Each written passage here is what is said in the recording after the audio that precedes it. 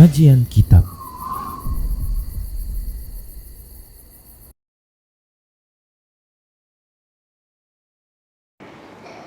Assalamualaikum warahmatullahi wabarakatuh. Innal hamdalillah nahmaduhu wa nasta'inuhu wa nastaghfiruh wa na'udzu billahi min shururi anfusina wa sayyiati a'malina may yahdihillahu fahuwal muhtad wa may yudlil falan tajida lahu waliyyan mursyida. Asyhadu an la ilaha illallah wahdahu la syarika lah wa asyhadu anna Muhammadan 'abduhu wa rasuluh alladzi la nabiyya ba'dah. Wa qala Allah Subhanahu wa ta'ala, ya ayyuhalladzina amanu taqullaha haqqa tuqatih wa la tamutunna illa wa antum muslimun.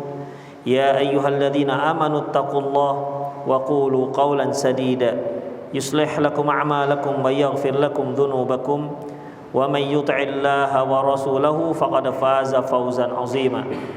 Ya ayyuhan nasu taqu rabbakumul ladzi khalaqakum min nafsin wahidah wa khalaqa minha zawjaha wa batha minhuma rijalan katsiran wa nisaa'a wattaqullaha alladzi tasaaluna bihi wal arham innallaha kana 'alaikum raqiba. Amma ba'du, nastaqal hadithi kitabullah wa khairal hadi hadi Muhammad sallallahu alaihi wasallam wa syarrul umur muhdatsatuha wa kullu muhdatsatin bid'ah wa kullu bid'atin dhalalah wa kullu dhalalatin finnar. Kaum muslimin dan kaum muslimat rahimanallahu wa iyyakum.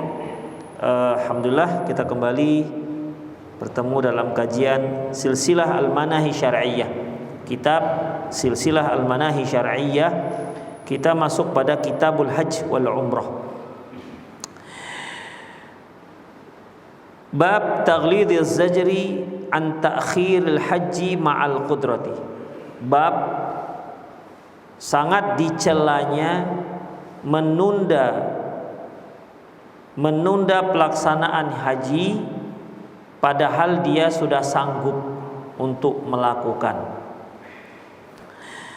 Allah Subhanahu wa ta'ala firman, walillahi 'alan nasi hajjul baiti man istata'a ilaihi sabila. Sesungguhnya salah satu kewajiban manusia terhadap Allah yaitu melaksanakan ibadah haji ke Baitullah, man istata'a ilaihi sabila, bagi siapa yang sanggup untuk menujunya, siapa yang sanggup untuk melaksanakannya. Wa man kafara, bagi siapa yang engkar, bagi siapa yang tidak mau, fa innallaha ghaniyun 'anil 'alamin. Allah itu tak butuh dengan semua alam ini. Artinya ketika ada orang-orang yang tidak mau haji padahal dia sudah mampu, ketahuilah Allah nggak butuh dengan dia berhaji. Artinya Allah mengatakan di sini kalau haji ya itu untungnya untuk kamu. Seperti sholat, untungnya untuk kamu. Ketika kamu taat, untungnya untuk kamu.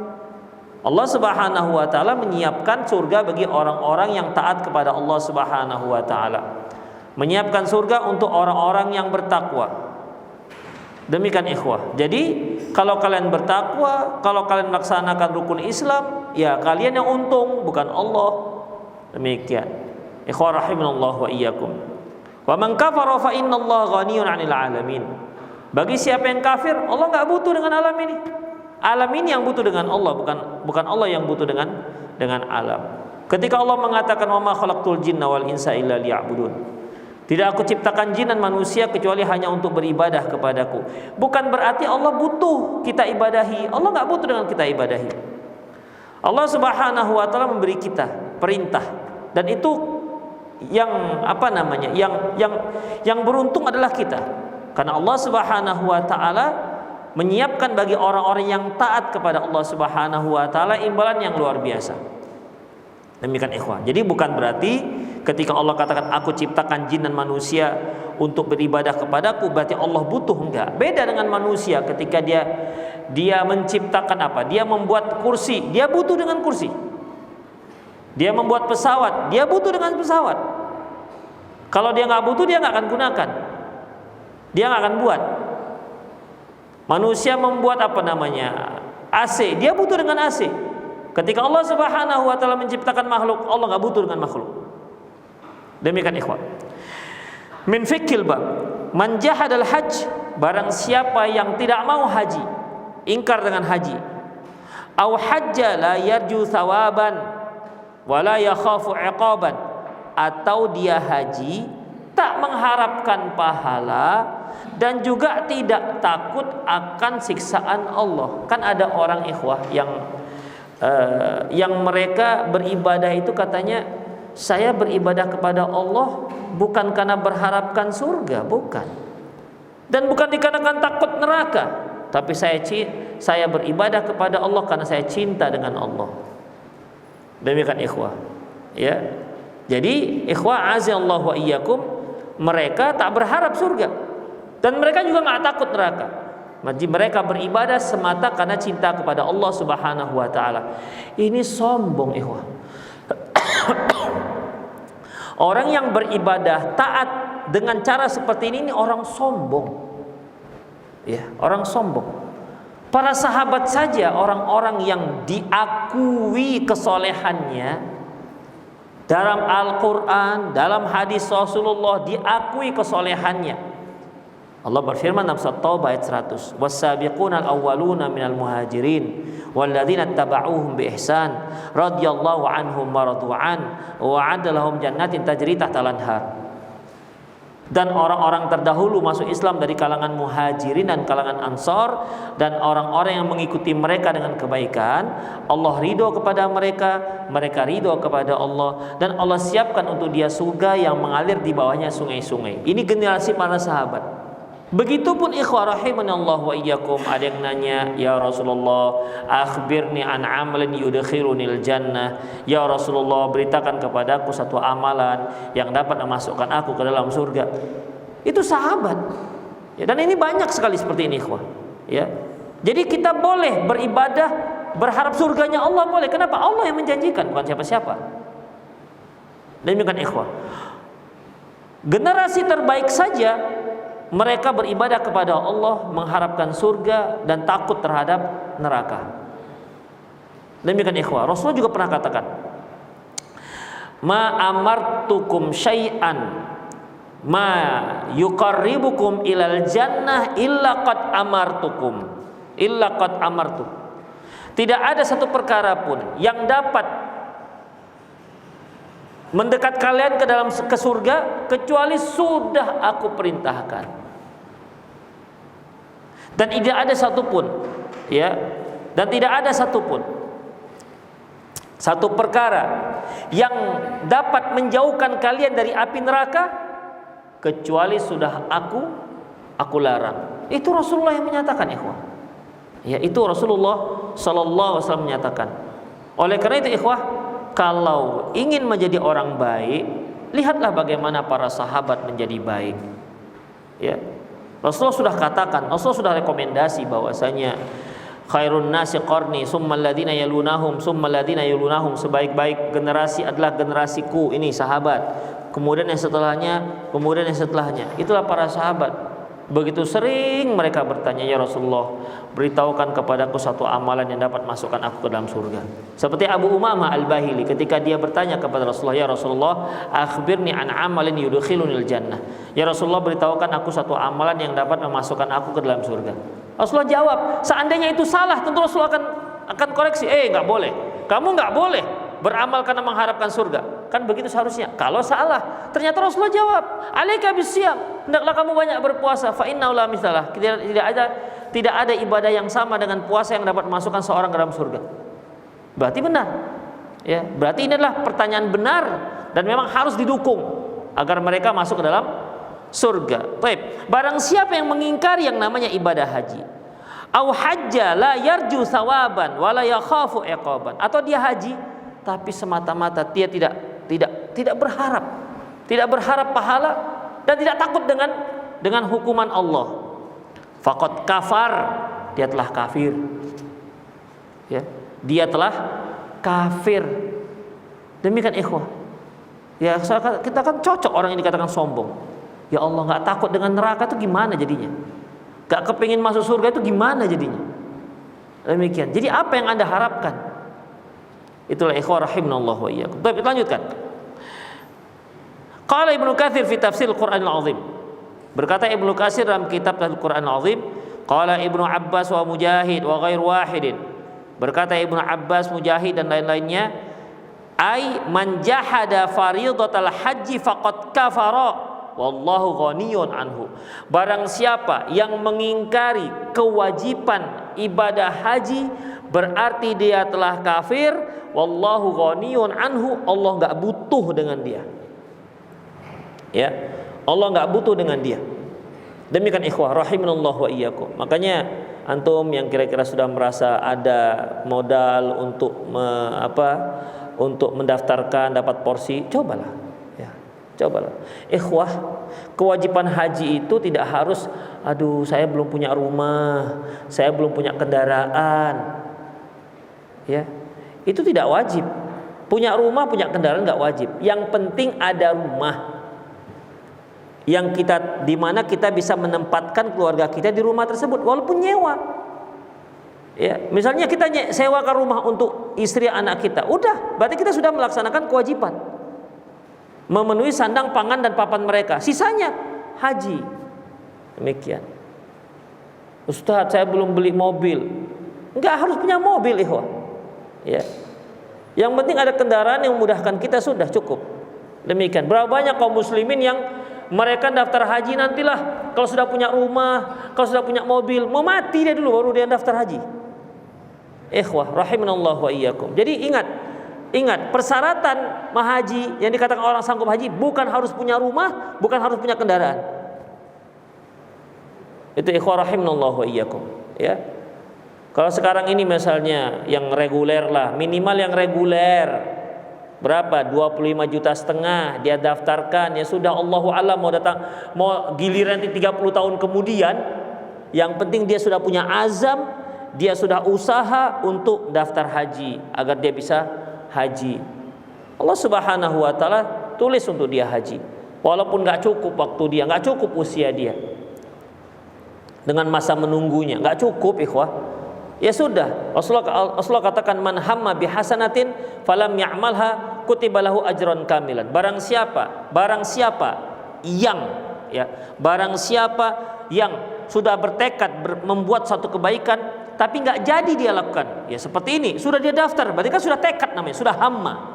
Hamma itu dia sudah tekad bulat dan sudah beraction. Bukan sekedar saya mau haji. Dah, tercatat dia sebagai ibadah haji. Ya enggak seperti itu. Jadi dia suatu keinginan yang sudah diiringi dengan actionnya. Misalnya, saya mau haji, udahlah, mulai besok setiap bulan saya akan tabung uang saya 0,5 juta. Nah, itu namanya action. Ya, bukan sekedar mau haji, udah tercatat ibadah haji. Itu ngayal namanya, ya. Yang dikatakan hamma, man hamma bihasanatin, barang siapa yang sudah tekad untuk melakukan suatu kebaikan, enggak jadi, sudah daftar atau sudah nabung 25 juta enggak ada duitnya ini, tapi dia sudah mulai nabung nih, pokoknya setiap bulan saya usahakan nabung 500 ribu misalnya, baru setahun 500 ribu, setahun berapa dapatnya? Kan masih 6 juta. Ternyata sepeda motor rusak, ya, bannya hilang, misalnya begitu kan. Sepeda motor bannya hilang gimana itu? Tapi itulah contoh. Ini harus tukar sepeda motor ini. Akhirnya berkurang lagi duitnya. Demikian. Tidak apa-apa, yang penting kita sudah berupaya untuk itu. Demikian ikhwah. Dituliskan untuk dia satu pahala haji. Kalau dia nggak sempat haji, keburu meninggal misalnya, Allah tuliskan untuk dia satu pahala haji. Demikian ikhwah, ya. Jadi ingat bahwasanya untuk haji itu tidak harus punya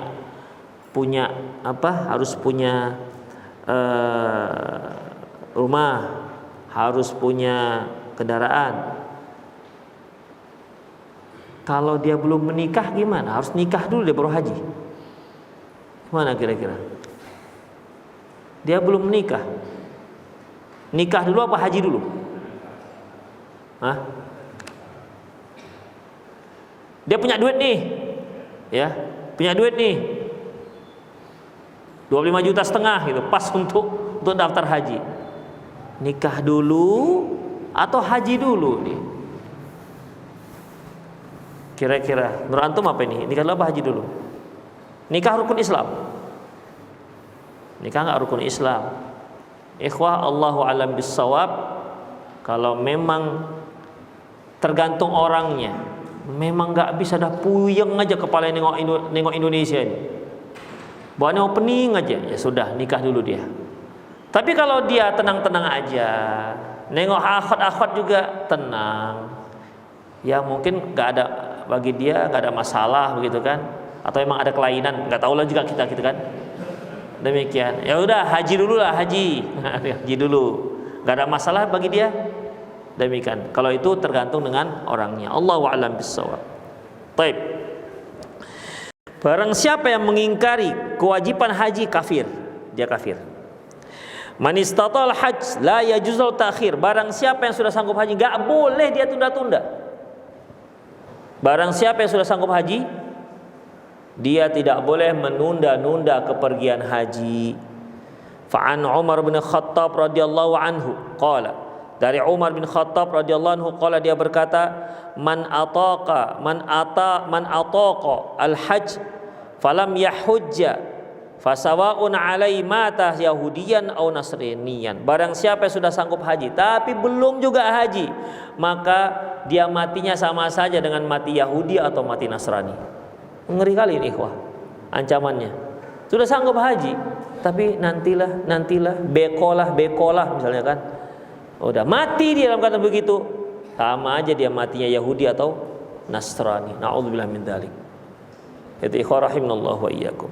Kadang-kadang kan kita mengandalkan modal dulu, padahal ikhwah haji dan umrah itu bisa menghilangkan kemiskinan, bagaikan tukang besi menghilangkan kotoran-kotoran besi. Itu dia. Tapi kadang-kadang kita, bukan kadang-kadang, seringnya kita tuh menghitungnya hitung nominal. 25,5 juta ini kalau saya putar-putar untuk jual roti berapa udah, misalnya begitu. Saya putar-putar untuk jual kain berapa ini? Kalau saya putar-putar untuk saya dagangkan apa, udah berapa ini setahun? Nah, begitu akhirnya ikhwah. Ya, akhirnya tak daftar-daftar akhirnya. Itu dia. Tidak mendaftar-daftar. Demikian. Apalagi sekarang kita terlambat sebulan. Beda sebulan dengan teman kita daftarnya, beda perginya bertahun. Ya, beda pergi bertahun. Saya ada dengan ikhwan dulu daftarnya 2011. Beda dengan dia, saya dengan dia itu 1 bulan. Saya bisa pergi 2018, dia 2019. Mungkin yang 2 bulan kemudian udah nggak bisa haji lagi. Kenapa? Pandemi. 2020 kan ada pandemi. Demikian ikhwah. Jadi kalau nggak disegerakan kapan lagi? Ya, kapan lagi? Rumah ikhwah. Setelah daftar, setelah itu baru kumpulkan duit untuk cari rumah. Kalau rumah dapat, dia nggak akan tertunda. Tapi kalau haji tertunda sebulan, Allahu Akbar, nggak tahu berapa tahun lagi nunggunya itu. Sebulan aja bedanya. Demikian. Sekarang orang berebut. Kalau di Malaysia, Allahu a'lam bishawab, keluarga saya mengatakan begitu lahir anaknya langsung daftar haji. Kapan dia hajinya? Sudah dewasa baru dapat. Begitu ikhwan. Ya kita jangan, kalau sudah ada udah langsung aja, ngapain? Umroh nanti, umroh itu bisa. Ya, yang penting dapat dulu porsinya, begitu. Ya, setelah itu ya udah, yang lain bisa kita dapati dengan mudah insya Allah, karena dia tidak perlu menunggu giliran. Kalau haji ada gilirannya. Belum lagi kalau kita sekarang ini harus didahulukan yang umur 60 tahun, itu lebih didahulukan sekarang. Yang satu daftarnya umur 30 tahun, yang satu 60 tahun, didahulukan yang 60 tahun. Bukan yang 30 tahun. 30 tahun nantilah. Jadi berbahagialah yang daftar 60 tahun ini. Demikian. Ya. Tapi kalau daftarnya sekarang, ya tunggulah. Tunggu makniknet dulu. Kalau daftarnya sekarang, usia 60 tahun, daftarnya sekarang, sudahlah, nggak tahulah apa yang terjadi. Demikian ikhwah ya. Jadi ikhwah azanallahu wa iyyakum. Qala Imam Al-Qurtubi fi Jami' al-Ahkamil Quran, fi al-Jami' lil Ahkamil Quran, dalam kitab Jami' al-Ahkamil Quran, kharaja hadza makhraj at-taghlid. Hadis ini jelas menunjukkan sangat ditekankan ataunya sangat dikecam. Walihada qala ulamauna. Oleh karena itu para ulama kita mengatakan tadammanatil ayatu anna man mata wa lam yahujja. Ayat ini mengandung bahwasanya barang siapa yang mati atau meninggal dunia sementara dia belum haji, wa huwa qadirun, sementara dia sanggup, fal wa'idu yatawajjahu alaihi, maka ancaman ini ditujukan kepada dia. La yujzi ayyahujja anhu ghairah. Kalau sudah seperti itu, maka tidak boleh ada orang lain menghajikannya. Kan seharusnya kan ada, boleh ya. Tapi untuk orang seperti ini, dia sudah sanggup haji, tapi kemudian dia tak haji, lantas mati dalam keadaan seperti itu, tak ada satupun yang boleh menggantikan haji, membatalkan hajinya. Karena memang dia nggak mau, gimana? Dia sudah sanggup tapi nggak bisa haji. Nggak bisa misalnya anaknya, udahlah bapak sudah meninggal, udahlah anak yang menghajikan. Bapak ente waktu itu memang nggak mau haji, sudah jelas sanggup tapi nggak mau juga haji, maka la yujzi'u ayyahujja anhu ghairah, maka tidak sah siapapun yang menghajikan untuk dia. Bangun dia semasa hidup nggak mau haji, bukan nggak mau haji tapi menunda, sama itu termasuk dalam ancaman ini. Li'annal hajjal ghair law asqata anhu fard la saqata anhu al-wa'id. Karena kalau dibolehkanlah orang lain menghajikan orang yang sudah meninggal, padahal orang yang sudah sanggup haji dan belum haji dan akhirnya meninggal, karena menghajikan orang yang sudah mati yang dia belum haji padahal sanggup haji, jika itu dibolehkan berarti sama artinya tidak ada lagi ancaman untuk dia. Kenapa? Karena sudah ada yang menghajikannya. Demikian. Sementara ancaman ini bagi semua yang sanggup belum juga haji sampai mati. Ini ancamannya semua. Demikian. Kalau kita katakan bolehlah orang lain yang menghajikan dia, berarti ancaman ini bisa hilang dikarenakan sudah ada yang bisa menghajikannya. Demikian ikhwah rahimanallah wa iyyakum. Jadi bagi orang-orang yang sudah sanggup haji, kemudian dia belum haji juga sampai meninggal, maka tidak ada badal haji untuk dia. Menurut pendapat Syekh ini, Syekh Salim bin Haliladi. Jadi itu hal yang wajar, ikhwan.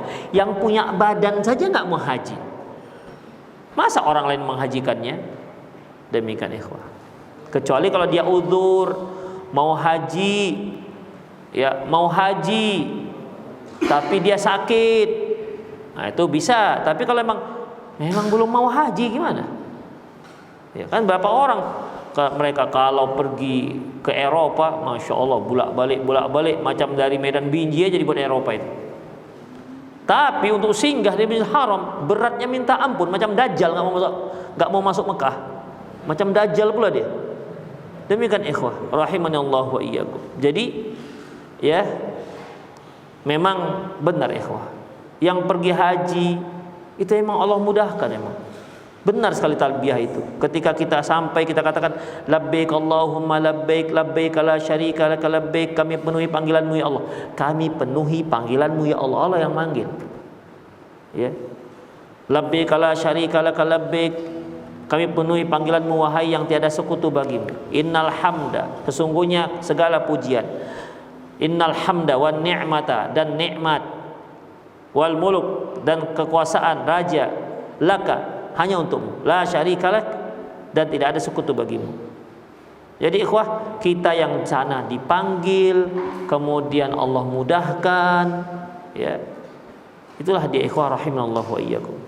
Bisa nggak nanti yang nggak haji, ya Allah saya kan nggak engkau panggil dulu, cuman lah, bisa begitu alasannya? Nggak dipanggil akhirnya nggak datang lah, nggak dipanggil. Makanya kan yang datang itu dipanggil. Ikhwah rahimanallah wa iyyakum, Allah sudah mudahkan, Allah sudah berikan kita kemudahan finansial, maka gunakan itu untuk memenuhi panggilan Allah Subhanahu wa taala. Wa qala Sa'id bin Jubair, "Lau mata jarun li, apabila mati meninggal tetanggaku, walahu musayyaratun, sementara dia punya kemampuan, walam yahujja, tapi enggak juga haji, lam usolli alaihi, aku enggak akan solatkan mayatnya. Itu kata Sa'id bin Jubair. Kalau ada tetanggaku mati, meninggal, dia sudah sanggup haji tapi enggak mau haji, maka enggak akan kusolatkan dia. Begitu ikhwah. Ya, ancaman dari Sa'id bin Jubair. Karena ini kan rukun ikhwah. Ya. Ibadah haji merupakan rukun. Demikian. Taib. Yang kedua, babu itsbatil hurmani liman wassa'a Allah alaihi wa lam yahujja kulla khamsati awam. Bab penetapan hurman, artinya penetapan hurman ini artinya dia akan terhalangi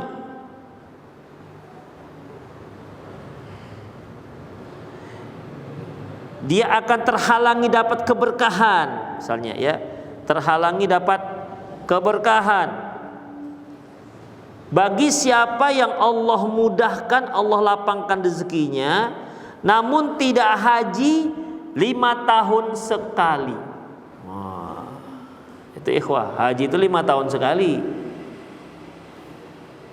An Abi Sa'id Al-Khudri radhiyallahu anhu, anna Rasulullah sallam qala, bahwasanya Rasulullah SAW bersabda, qala Allah berfirman, inna abda sahhat lahu jismuh, sesungguhnya hambaku jika sehat jasadnya, wa wusi'at alaihi fi ma'isyah, kehidupannya juga Allah lapangkan, yumdi alaihi khamsatu awam, sementara sudah berlalu 5 tahun, lam yafdi ilayya la mahrumun, tapi juga dia tidak datang kepadaku, fa huwa mahrum, berarti dia terhalang dapat banyak kebaikan.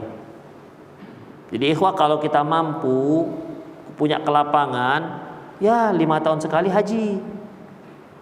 Ya.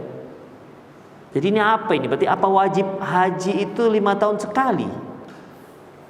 Wah, itu kalau 5 tahun sekali dibukakan oleh pemerintah Indonesia, waduh, nggak kebagian yang lain ini. 5 tahun sekali. Ini apa maksudnya ini 5 tahun sekali ini? Apakah maksudnya disunnahkan 5 tahun sekali, ataukah diwajibkan, atau bagaimana? Min fiqhil bab, di antara fikih bab. Al-hajju wajibun 'alal mukallafin marratan fi umrih. Haji itu hukumnya wajib atas mukallaf, atas setiap orang yang dibebani hukum. Marratan fil umri, sekali dalam seumur hidup. Itu yang wajib, yang jadi rukun sekali dalam seumur hidup.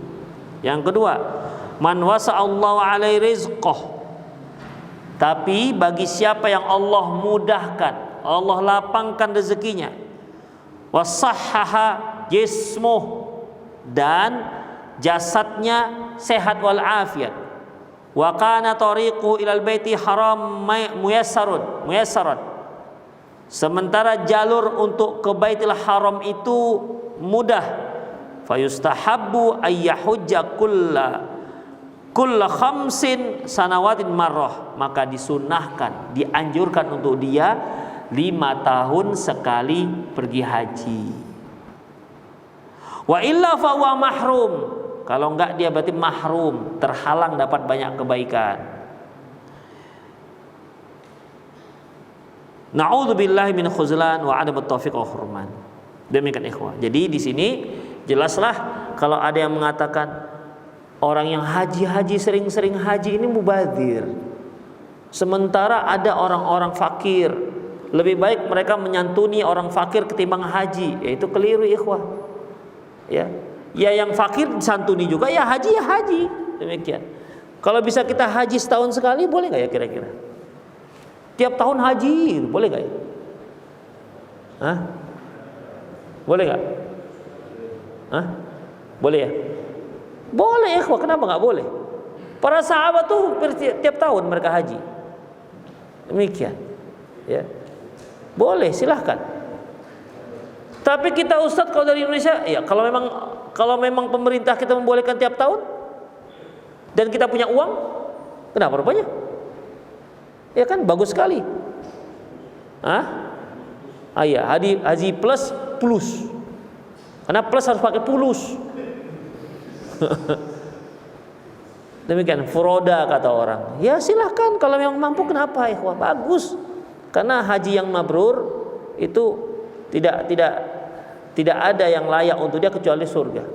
Haji yang mabrur, orang yang haji mabrur, maka dia pulang seperti dia baru lahir dari rahim ibunya, baru lahir. Bukan berarti dia kecil lagi, bukan.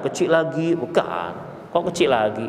Jadi maksudnya dia seperti baru lahir dari ibunya, bersih dari dosa. Demikian setiap tahun begitu. Ya, silakan kalau mampu.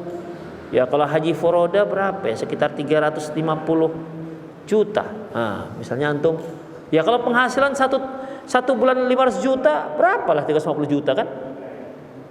Ya kan? Penghasilan 500 juta.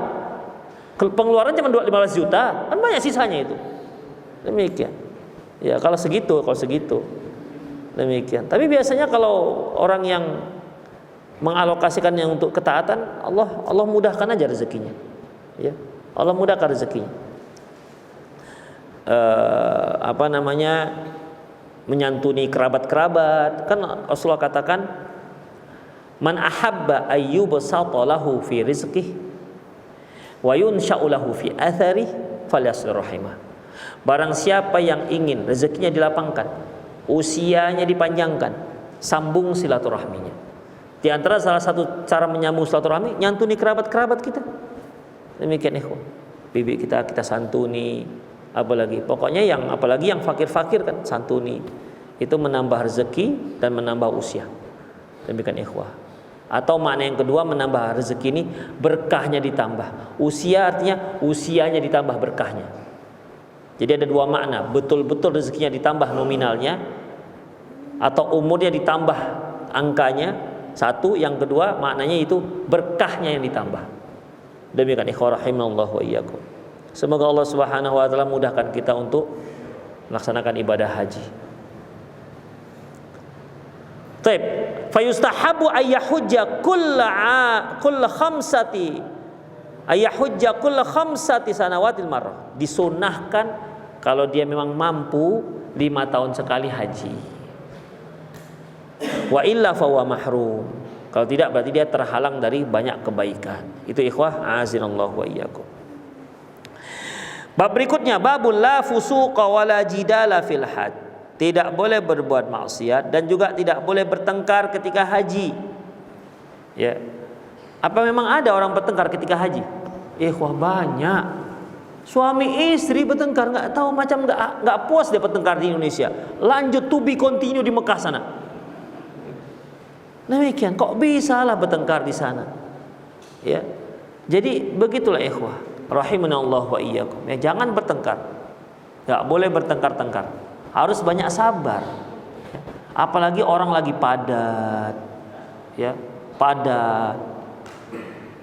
Sampai sekarang Allahu a'lam. Terakhir saya waktu di sana itu di Mina, toilet di Mina itu, ya, kalau kita mau ke toilet itu ngantri minimal 7 atau 10 orang. Saya buangnya jam 3 juga.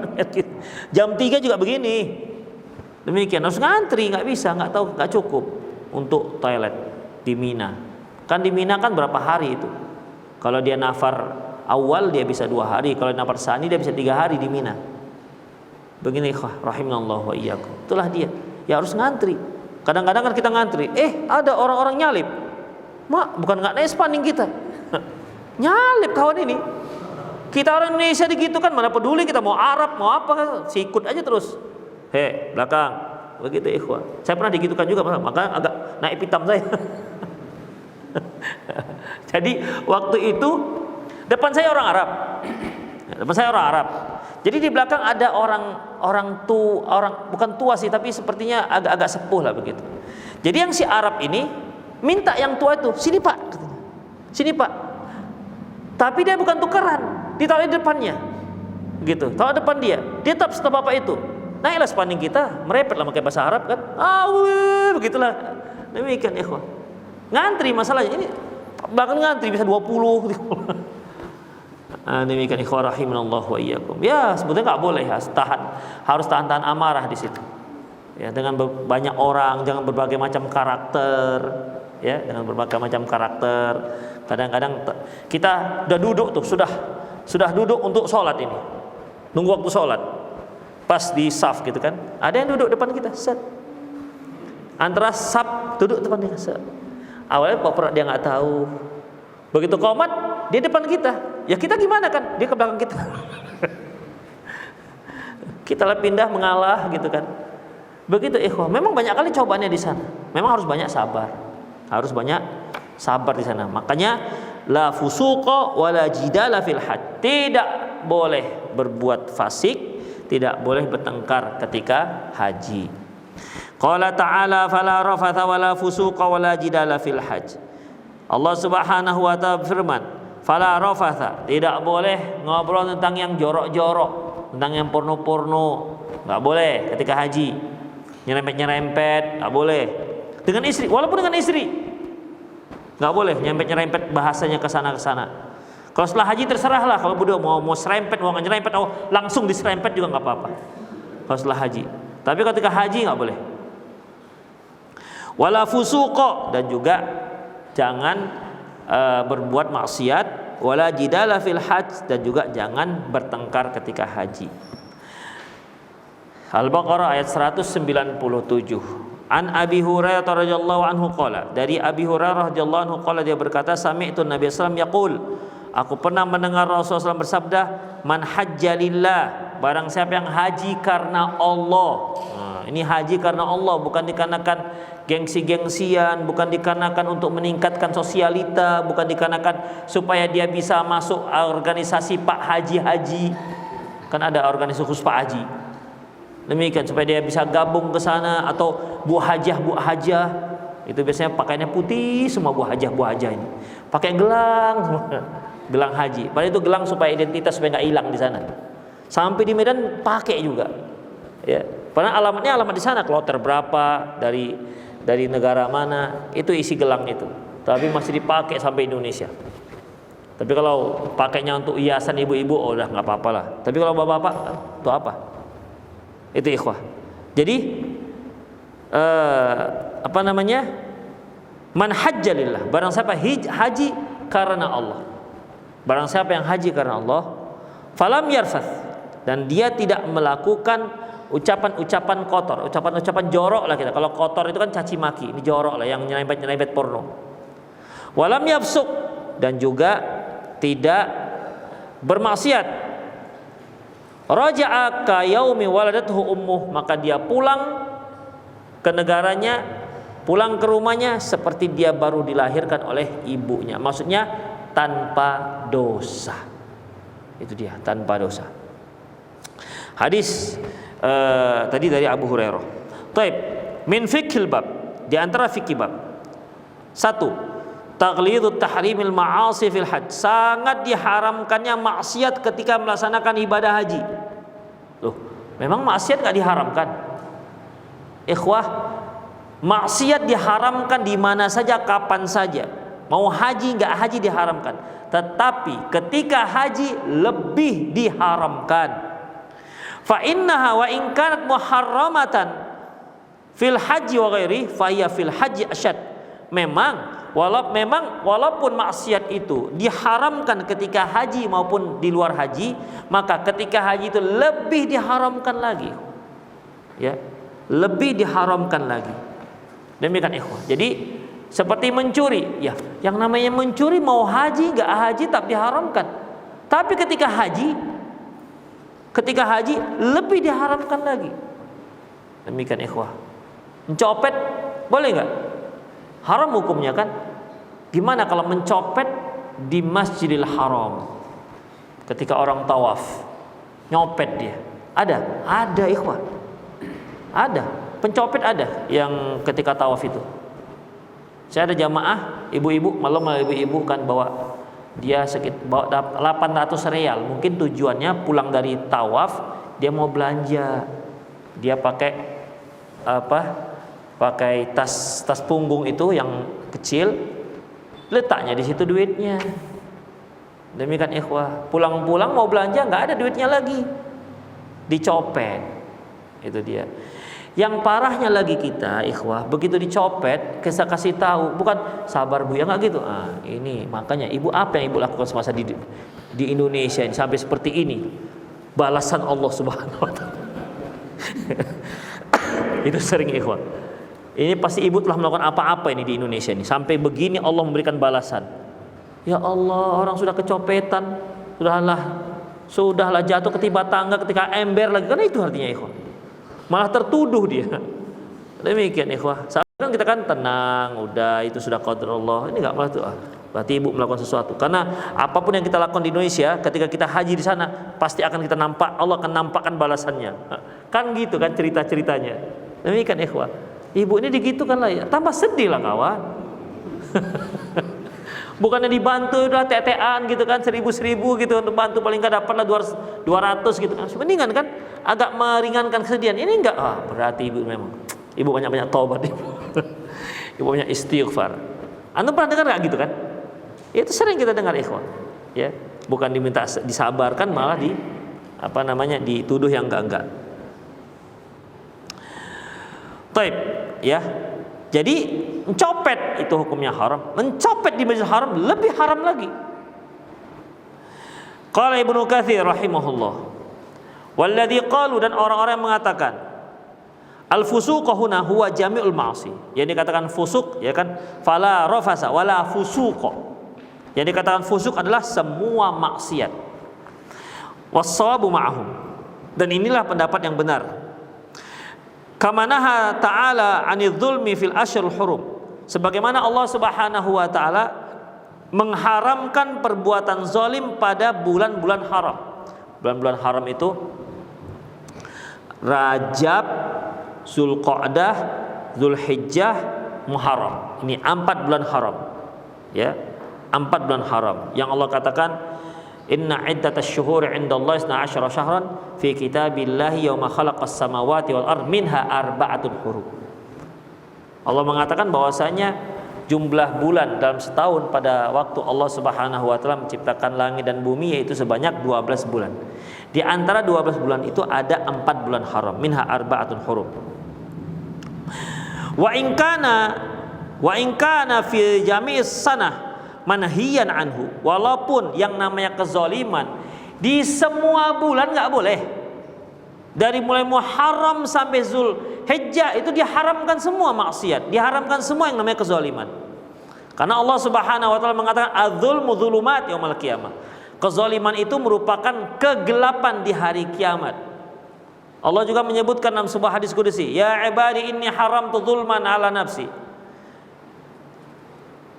Ya wahai hambaku, sungguhnya aku haramkan kezaliman terhadap diriku. Fala tadzalamu, oleh karena itu jangan kalian saling menzalimi. Itu diharamkan di mana saja, di kapan saja. Kapan saja, di mana saja kezaliman itu diharamkan. Kemudian illa annahu fil asyharul hurum akidun. Hanya saja lebih dilarang lagi ketika di 4 bulan haram. Rajab, apa tadi? Rajab, Zulqa'dah, Zulhijjah dan Muharram. Walihada qala, oleh karena itu Allah mengatakan minha arba'atun hurum, di antara 12 bulan itu ada 4 bulan haram. Dzalika dinul qayyim, inilah agama yang lurus. Fala tadlimu anfihinna anfusakum, jangan kalian menzalimi diri kalian pada 4 bulan tersebut. Wa qala fil Muharram, Allah juga mengatakan dalam bulan Muharram terkait dengan wa qala fil haram, Allah juga menyebutkan tentang tanah haram. Wa may yurid fihi bi ilhadin bi dzulmin nudzikhu min adzabin alim. Barang siapa yang menyimpang dengan melakukan kezaliman di tanah haram, ya, maksudnya tanah haram, nudzikhu min adzabin alim, kami akan timpakan dia adab yang pedih. Al-Hajj ayat 25. Yang kedua, an-nahyu 'anil mukhasamati wal mulahah. Larangan bertengkar, ya, larangan bertengkar. Hatta tughdiba sahibak, hingga kamu membuat temanmu marah. Bertengkar hingga membuat teman marah. Faqad dhahaba ila dzalika jama'atun minas salaf, dan pendapat inilah yang dipegang oleh jamaah para ulama salaf terdahulu. Wa ammal jidalu billati hiya ahsan, adapun berdebat ataupun diskusi dengan cara yang baik, alladzi tatatallabu ad-da'wah wa ta'limul jahil, di mana itulah yang memang dituntut di saat kita berdakwah dan di saat kita mengajarkan orang jahil, fala syai'a fihi, maka itu tidak apa-apa. Ya, itu enggak apa-apa. Ya, jidal ini ikhwah, kan Allah mengatakan ud'u ila sabili rabbik, panggillah ke jalan Tuhanmu, bil hikmati wal mau'izah, dengan hikmah dan dengan peringatan, bil mau'izil hasanah, dengan peringatan yang baik, wajadilhum, dan debat mereka, diskusi dengan mereka, tukar pikiran dengan mereka, ajak mereka diskusi, debatlah mereka billati hiya ahsan, dengan cara yang baik. Jadi boleh ikhwah. Jadi kalau ketika haji, misalnya nih, kita lihat haji, ikhwah, di antara yang tersebar dalam pelaksanaan ibadah haji untuk perempuan, bahwasanya selama haji perempuan tidak boleh membuka aurat. Gimana kira-kira? Selama haji perempuan nggak boleh buka aurat. Kapanpun dan dimanapun nggak boleh. Gimana kira-kira? Terus ketika dia gimana? Kalau nggak dibuka. Jadi masalah buka dan tutup aurat itu tidak ada hubungan dengan ibadah haji. Beda halnya dengan sholat. Ya, beda halnya dengan sholat. Ibadah haji itu kan mulai dari ihramnya, ya, mulai dari ihram sampai nanti tahallul, itulah ibadah haji namanya. Selama berapa hari? Mulai dari apa namanya? Mulai dari tanggal 8-nya lah, 8, 9, 10. Ya, tanggal 10 itu sudah tahallul awal. Itu dia sudah selesai lontar jumroh, menyembelih hewan, atau dia mau tawaf ifadah, ya. Tanggal 10 udah mulai tahallul. Jadi 3 hari ikhwah. Coba bayangkan, kalau yang 3 hari ini kita samakan seperti sholat, nggak boleh tutup, nggak boleh buka aurat. Kalau buka aurat batal. Gimana kalau dia sesak, kalau dia mau pipis? Kita laki-laki misalnya mau pipis, gimana caranya supaya kita bisa pipis tapi nggak mengeluarkan apapun, tetap tertutup gitu? Gimana caranya? Apa pas lubang kecil aja gitu? Kan nggak bisa ikhwah, harus dikeluarkan juga semuanya. Ketika kita buang air besar, gimana caranya? Coba. Kalau nggak pinggul itu dikeluarkan semua. Demikian. Jadi beda haji dengan sholat. Itulah ibu-ibu itu, masya Allah, mereka, waduh, dijaga kali, jangan buka jilbab, jangan buka jilbab. Betul, kalau ada orang lain ya jangan buka jilbab. Tapi kalau nggak ada orang lain, dia sendirian di WC misalnya, gimana caranya nggak buka jilbab? Nggak buka jilbab atas, jilbab bawah. Demikian ikhwah. Jadi akhirnya kan menyusah-nyusahkan diri sendiri, ya. Kan ini perlu dikasih tahu, ya, Bu, ini aturan begini. Jangan bertengkar. Mau apa nih? Jangan begitu, ya. Akhirnya bertengkar. Ngecam di Mina itu kan yang 2018 itu masih, ya, tidur itulah ikhwah, seperti pengungsi itu. Tempatnya sempit, pokoknya tidur aja di situ, berjejer gitu. Demikian. Yang penting bisa meletakkan badan sudah cukup. Itu kalau haji reguler. Tapi kalau hajinya plus ya pulus ya lapang lah. Ya. Demikian ikhwah. Ya, kalau reguler begitu. Nanti kalau sudah yang nafar awalnya sudah pulang, kita masuk nafar sani sudah lapang. Tapi ketika masih 11-12 itu masih sempit. Demikian. Kadang-kadang mau kita selonjor udah di kepala orang kaki kita. Itu ikhwah. Kan debat jadinya, ini tempat saya, cop kan gitu ya, cop itu tempat saya. Batasnya gitu kira-kira kan. Nah, demikian ikhwah. Makanya dalam masalah ini ya, kalau ada kesalahan kita tegur, kita ajak diskusi, itu dibolehkan. Itu itu jidal juga dikatakan, tapi jidal di sini jidal dengan cara yang baik, berdakwah dengan cara yang baik. Makanya sih katakan, adapun jidal dengan cara yang baik memang itulah dituntut dalam berdakwah dan dalam mengajarkan orang jahil. Ini nggak apa-apa. Bal qad yakunu wajiban, bahkan bisa jadi wajib. Walidzalika faminal jahli hamlu qaulu ta'ala, oleh karena itu termasuk kejahilan apabila dipahami, apabila firman Allah Subhanahu wa taala difahami, dimahamkan dengan wala jidala fil hajj ai ala maqam, ala hadzal maqam, dalam masalah ini, artinya dalam masalah dakwah. Fa inna ma huwal khisam wasibab wal munazaat, yang dimaksud dengan jangan kamu berdebat di sini adalah bertengkar, caci-cacian, ya. Itu yang nggak dibolehkan. Tengkar, caci-cacian, wallahu alam. Itu yang nggak dibolehkan. Tapi kalau jidal diskusi ya boleh, ya untuk mendapatkan kebenaran. Demikian ikhwah, qulu qouli hadza wa astaghfirullah li wa lakum wasal muslimin innahu wal ghafurur rahim. Silakan ikhwah yang ingin bertanya langsung boleh, silakan. Bagi yang para pemirsa yang ada di rumah, jika Anda ingin memberikan pertanyaan, Anda boleh kirimkan pertanyaan Anda di nomor yang sudah tertera di pesawat televisi Anda, atau Anda juga boleh mengirimkan di nomor 0813 600 661 0813 600 661. Silakan antum yang mau langsung. Silakan. Jamaah, silakan. Ada? Ya. Ya. Nikah lagi. Haji. Haji. Kan udah pernah umroh. Haji. Belum daftar haji. Tunggu. Udah. Ya udah cukup. Kapan daftarnya?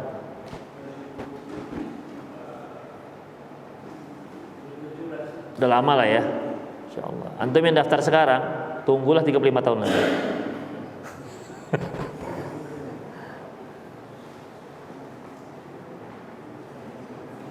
Saya khawatir yang daftar ini bulan apa ini? Bulan Oktober. Saya khawatir yang daftar di bulan Oktober dengan daftar bulan September, November beda tahun. Bisa beda tahun. Kalau masih beda-beda setahun masih tertanggung lah. Cuma beda 2 tahun, aduh kenapa nggak duluan gitu. Ya, ada lagi.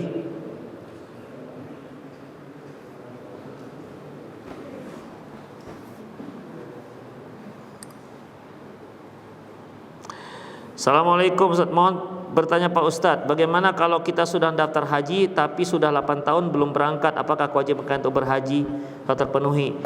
Ya, yang penting bapak atau ibu yang bertanya, bapak sudah punya azam untuk itu dengan cara mendaftarkan, ya tunggu saja tunggu gilirannya. Demikian. Insyaallah kalaupun seandainya tidak cukup usia, qadarullah wafat ataupun meninggal sebelum haji, ya Allah Subhanahu wa taala sudah tuliskan ibadah haji yang sempurna untuk dia, insyaallah. Ada lagi? Bismillah. Hukum seorang suami yang tidak memberikan nafkah kepada keluarganya dan yang memberikan nafkah malah si istri, mohon penjelasan. Ikhwah rahimanallah wa iyyakum. Kita itu manusia punya hak dan kewajiban. Masing-masing orang itu punya posisi sendiri-sendiri. Laki-laki itu sebagai tulang punggung. Jangan tulang punggung menjadi tulang rusuk. Tulang rusuk menjadi tulang punggung. Demikian ikhwah. Kalau tulang punggung menjadi tulang rusuk, bengkok dia nantinya, dan dia tidak efektif. Makanya ikhwah, Allah Subhanahu wa taala berfirman, "Ar-rijalu qawwamuna 'alan nisa bima faddalallahu ba'dahum 'ala ba'd wa bima anfaqu min amwalihim." Sungguhnya Laki-laki itu pemimpin bagi kaum wanita dan Allah mengistimewakan yang lain dibandingkan yang lainnya, dan dikarenakan nafkah yang mereka berikan, ya, dikarenakan mereka yang berikan, kaum laki-laki yang memberikan kepada kaum wanita. Kemudian Allah juga berfirman,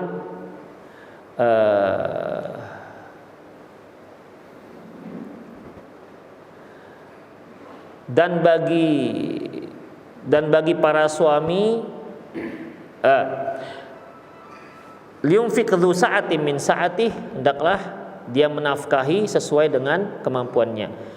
Wa man qudira 'alaihi rizqu falyunfiq mimma atahullah. Barang siapa yang dia sempit rezekinya, maka hendaklah dia tetap memberikan nafkah sesuai dengan kemampuannya, sesuai dengan kemampuan yang Allah berikan kepadanya. Demikian ikhwah rahimallahu wa iyyakum.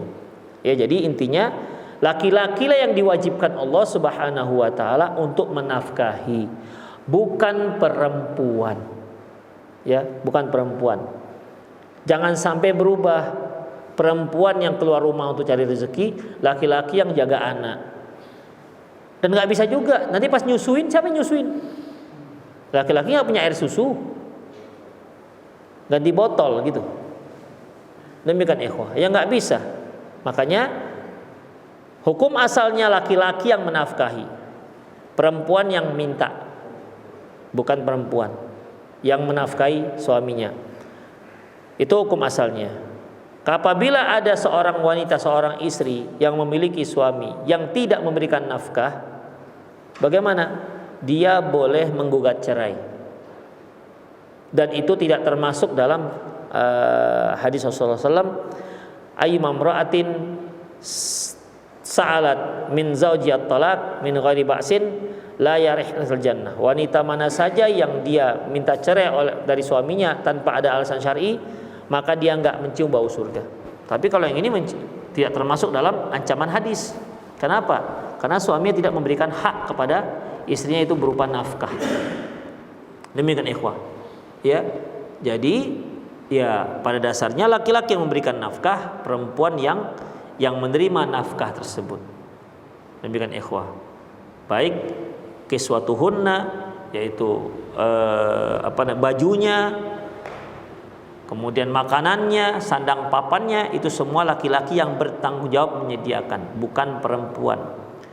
Tapi kalau seandainya si perempuan, udah bang gak apa-apa, abang gak usah kerja, biar saya saja yang kerja, ridho dia seperti itu.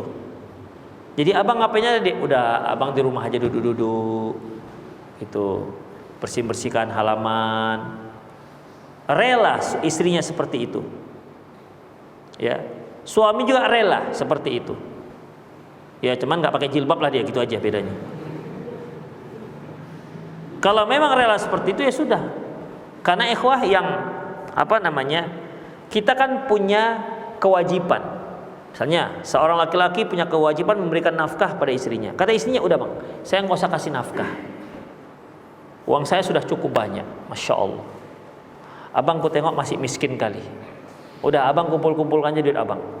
Aku alhamdulillah banyak, warisan banyak, kapal tanker masih ada di Belawan, misalnya begitu kan. Demikian, boleh, silakan. Karena dia menghilangkan atau tanazul dari haknya. Kan seharusnya dia minta, tapi udah nggak apa-apa, boleh, silakan. Ya, silakan. Kalau memang itu dapat ridho dari sang istri. Tapi kalau dari suami, dek, kamu harus ridho nggak dikasih nafkah, itu nggak boleh. Ya, karena itu kewajiban kita. Dek, abang ridho kalau abang nggak ngasih adik nafkah. Gimana begitu? Abang ridho kali kalau abang nggak ngasih nafkah ke adik. Itu namanya bukan menghilangkan hak, tapi kewajiban kita pura-pura nggak tahu, itu namanya. Demikian. Entah kenapa abang ridho kali kalau nggak ngasih uang belanja adik, masya Allah ridho kali abang. Itu terbalik ikhwah namanya. Ya, terbalik. Nggak ada seperti itu konsepnya. Ada yang nanya langsung? Ya.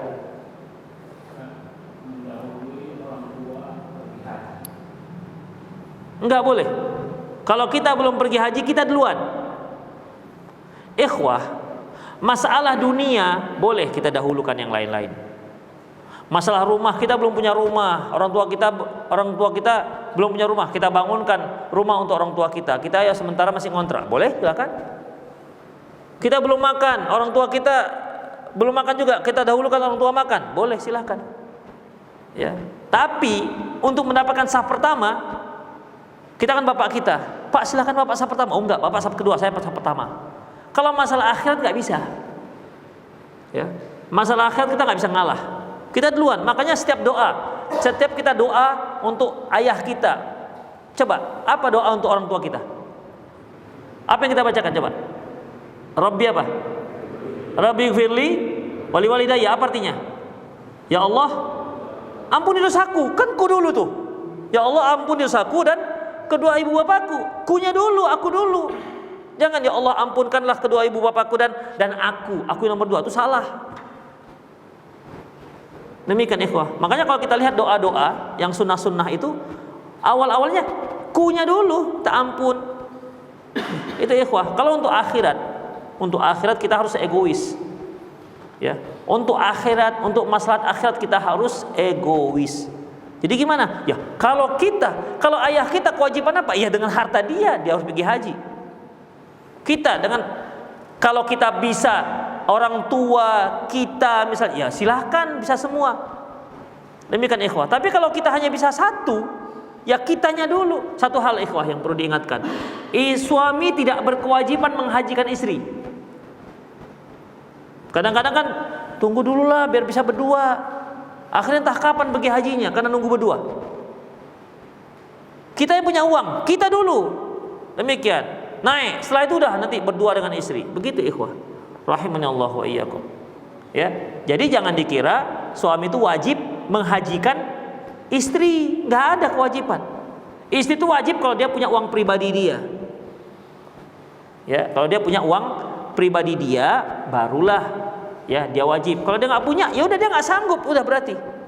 Nah, kalau suaminya sanggup, itu kebaikan sang suami, bukan kewajiban sang suami. Beda dengan zakat fitrah, itu iya memang suami. Tapi kalau zakat harta gimana? Kita zakatkan istri kita? Ya tergantung harta dia. Masa dia yang punya harta kita yang zakatkan? Dia punya uang, dia punya mungkin pemberian orang tuanya ada emasnya 0,5 kilogram misalnya. Kita yang zakatkan harta dia? Ya enggak, dia sendiri menzakatkan harta dia. Demikian. Haji juga begitu. Jadi seorang suami enggak wajib menghajikan istrinya. Tapi sebaiknya itu dia ikhwah, kalau punya uang lebih ya sudah, barenglah dengan sang istri. Itu ikhwah, rahimanallah wa iyyakum. Ya. Itu dia. Sebab yang ini masih kalau istri dua juga sama. Kalau istri yang punya uang, dia berangkat sendiri. Gak boleh karena kaitannya dengan musafir. Ya. La yusafiran al-mar'atu illa ma'adhi mahramin. Janganlah seorang wanita bersafar kecuali bersama mahram. Taib, ada masa mahramnya? Siapa mahramnya? Ayahnya misalnya. Suaminya enggak, abang masih ikut lah ya dengan bapak saya, dengan bapak aja. Ya udah, pergi. Ginilah suaminya enggak ikut haji. Karena ada mahramnya, ya. Karena ada mahramnya dan izin suaminya. Kalau enggak izin suaminya enggak bisa. Itu dia. Bisa. Tapi kalau dia sendiri tanpa mahram, apa mau pakai mahram tumpangan seperti bagaimana yang dilakukan oleh sebagian travel? Ada mahram tumpangan. Jadi ustadznya ada sertifikat dulu ya. Karena nggak ada lagi sepertinya. Ustadz jadi mahram.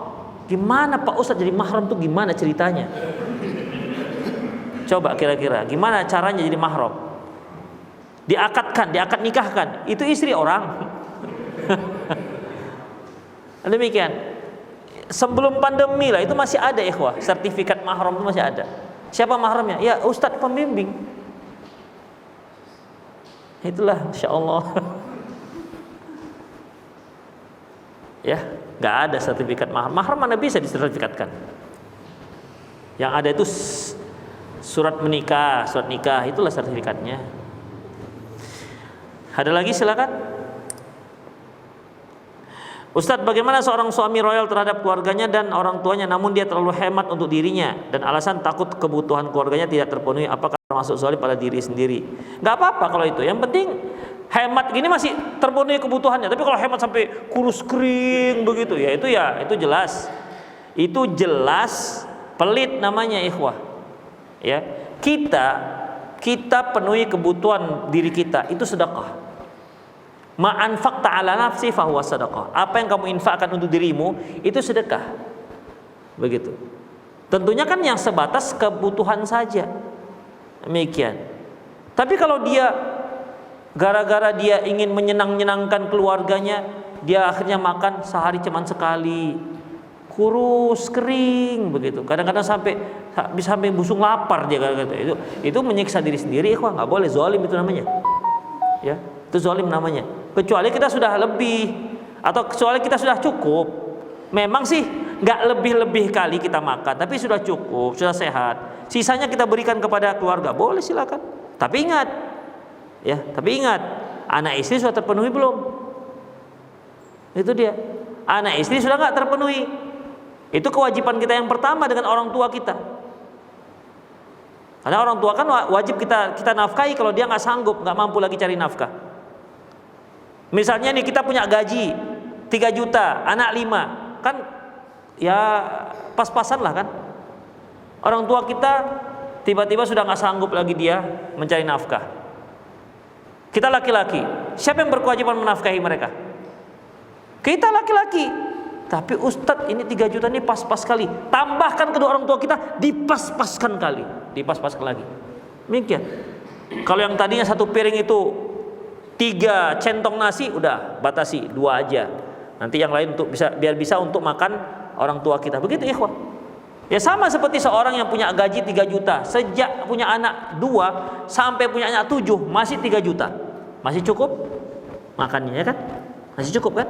Ya sudah, yang tadinya mungkin punya anak 2 gaji 3 juta, tadi sempat masih bisa beli ikan, sekarang BBM naik, begitu semua harga naik, anak sudah 7, ya sudah, yang dari ikan yang tadinya ikan dencis potong 2, potong 5 kan gitu.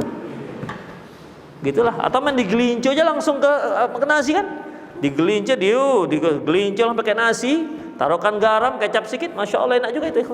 Apalagi berebut makannya, jangan sendiri. Demikian. Ya, atau untuk anak-anak kan dibulat-bulat macam godok-godok gitu kan, dibulat-bulat. Demikian. Saya dulu waktu kecil gitu, susah makan. Tapi kalau sudah bapak saya buat godok-godok gitu, wah, lahap makannya. Demikian. Sampai mak saya bilang, ini harus pakai air liur bapaknya, di baru semangat dia makannya. Demikian. Kemudian sudah begitu, tambah 2 orang tua misalnya, mereka udah nggak sanggup lagi cari nafkah, ya sudah, nggak apa-apa, dicukup-cukupkan. Karena itu kewajiban kita ya, bagi anak laki-laki. Beda anak perempuan. Anak perempuan kita yang lahirkan sampai dia usia nikah, kita nafkahi. Begitu dia nikah, sudah dia ke suaminya, habis ceritanya. Makanya ketika aku nikahkan gitu kan, ku terima, selesai semua, habis, pindah dia ke suaminya. Udah, demikian ikhwah. Dia nggak ada kewajiban lagi kepada kita. Dia kewajibannya sudah pindah kepada suaminya. Kita anak laki-laki, sampai mati kita berkewajiban kepada orang tua kita. Jangan pura-pura nggak tahu. Nanti udah meninggal orang tua, mana nih warisan? Demikian, ikhwah rahimanallahu wa iyyakum. Itulah dia. Udah. Jadi apa namanya? Ketika yang lain-lainnya itu nggak utama. Yang kewajiban kita itu keluarga kita, anak istri dan orang tua jika memang mereka tidak mampu. Sisanya ya setelah ini cukup, baru sisanya kepada yang lain. Itu ikhwah. Ya, jangan sampai anak istri kita kekurangan tapi kita bisa memberikan royal kepada kakak-kakak kita. Itu salah ikhwah. Ya, itu salah. Demikian ikhwah.